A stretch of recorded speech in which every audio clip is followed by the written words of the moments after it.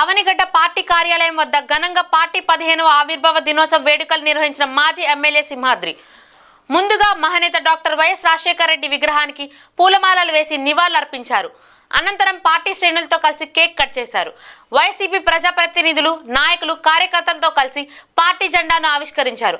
ఈ సందర్భంగా అవనిగడ్డ నియోజకవర్గం మాజీ శాసనసభ్యులు వైఎస్ఆర్ కాంగ్రెస్ పార్టీ సమన్వయకర్త సింహాద్రి రమేష్ బాబు మాట్లాడుతూ వైఎస్ఆర్ కాంగ్రెస్ పార్టీ శ్రేణులందరికీ పార్టీ ఆవిర్భావ దినోత్సవ శుభాకాంక్షలు తెలియజేసి 15 ఏళ్ల సుదీర్ఘ ప్రయాణంలో వైఎస్ జగన్మోహన్ రెడ్డి వెంట నడిచిన పార్టీ కుటుంబ సభ్యులందరికీ ధన్యవాదాలు తెలియజేశారు.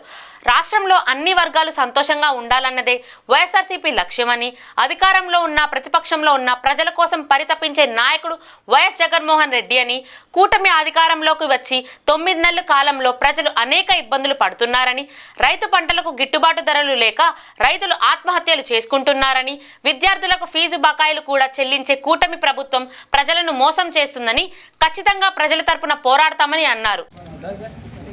14 నిండిపోయి వైఎస్ఆర్ కాంగ్రెస్ పార్టీ 15వ ఆవిర్భావ దినోత్సవం ఈరోజు రాష్ట్రం అంతా ఘనంగా జరుపుకుంటున్నారు. ఏదైతే ఏ ఆశయాలతో అయితే వైఎస్ఆర్ కాంగ్రెస్ పార్టీ స్థాపించబడిందో ఆశయాలను సాధించడం కోసం పోయిన 5 సంవత్సరాలు జగన్మోహన్ రెడ్డి గారు ప్రజలకు ఇచ్చిన వాగ్దానాన్ని ఏ ఒక్కటి కూడా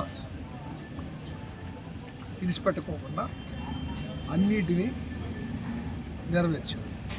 ఆ తర్వాత ప్రభుత్వం, కూటమి ప్రభుత్వం 3 పార్టీల కలయిక, అనేక వాగ్దానాలు, అనేక రకాలుగా కులాలను రెచ్చగొట్టుకుంటాం, ఇవన్నీ జరిగిన తర్వాత ఆ పరిణామంలో కూడా అంతా అన్ని పార్టీలు కలిసి అట్లా చేసిన 40% ఓటు షేరు జగన్ గారికి.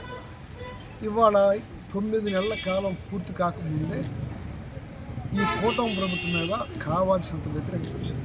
మాట్లాడితే చెప్పేది ఏంటంటే జగన్మోహన్ రెడ్డి గారు ఈ రాష్ట్రాన్ని అప్రూవల్ చేశాడు, చేయడానికి ఏమిటని చెప్పాడు. అంతకుముందు శ్రీలంకలాగా ఇది అయిపోతుందని చెప్పి అలా చేసింది వాళ్ళే. దానికంటే భిన్నంగా నేను చేస్తాను, ఇంకంతకంటే ఎక్కిస్తానని చెప్పింది ఆయనే. ఇవాళ ఈ ప్రభుత్వంలో ఏ పని చేయాలనుకున్నా డబ్బులు లేవు, జగన్మోహన్ రెడ్డి గారు పోరాడు చేశారు. ఇవాళ ధాన్యం సంగతి తీసుకుంటే రైతాంగానికి పోయిన సంవత్సరం కోత కోస్తే కళ్ళంలో 2221కి వండుకున్నారు. మొన్నటి వరకు బీపీటీలు కూడా 1400 రూపాయలు ఉన్నాయి. దానికి తోడి వాళ్ళకి 1600, 1700. రైతాంగానికి అందరికీ నష్టం జరిగింది తప్ప ఎక్కడ లాభం జరగదు. ప్రతి పేదవాడికి నష్టం జరిగింది. లాభం జరిగేది ఎవరికంటే వాళ్ళ ముఠాకి, వాళ్ళ పార్టీలో ఉన్న పెద్దలకి. పార్టీకి మొత్తం కూడా జరగదు. వాళ్ళ పార్టీలో ఉన్న ఎవరైతే ఆర్థిక సంపన్నులు ఉన్నారో ఆ సంపన్నులకే ఈ కూటమి ప్రభుత్వంలో లాభం చూపుతుంది తప్ప పేద ప్రజలకి ఉపయోగపడలేదు. ఇది ప్రజలందరూ ఈ పార్టీకి గమనించారు. ఇవాళ మచిలీపట్నంలో అన్ని రాష్ట్రంలో ఉన్న అన్ని జిల్లా కలెక్టరేట్ల దగ్గర వినతిపత్రం ఇవ్వటం, ఫీజు పోరు, నిరుద్యోగ వృత్తి ఇవన్నీ ఇస్తారని నెరవేర్చి పిల్లల్ని, ముందు చదువుకునే పిల్లల్ని ఇబ్బంది లేకుండా వాళ్ళ ఫీజు రియంబర్స్మెంట్ చేయాలని కోరుకుంటూ ఇవాళ కలెక్టర్కి ఈ పార్టీ నిర్ణయం తీసుకుని మెమోరాండం ఇచ్చింది. ఆ కార్యక్రమాన్ని మేము బయలుదేరాం. ఖచ్చితంగా రాబోయే రోజుల్లో మరింత ఉధృతంగా ప్రజా సమస్యల్ని వెలిగెత్తి సాటుతాం, సమస్యను బయటకు తీసుకొచ్చి ప్రజలకు అర్థమయ్యేలాగా చెబుతాం. ఆ పనిలో మేము నిమగ్నమై ఉంటాం. ఖచ్చితంగా మళ్ళా జగన్మోహన్ రెడ్డి గారు రాబోయే రోజుల్లో మళ్ళీ ముఖ్యమంత్రి అవుతాడు. పేద ప్రజల బాధలు తీర్చేవాడు ఎవరన్నా ఉన్నారంటే అది ఒక జగన్మోహన్ రెడ్డి గారితో సాధ్యమవుతుందని మేము అందరం నమ్ముతూ ఈ వైఎస్ఆర్ కాంగ్రెస్ పార్టీ మరింత కాలం అభివృద్ధిలోకి వచ్చి పేద ప్రజలకు సేవ చేసినట్టుగా అవ్వాలని కోరుకుంటున్నాం.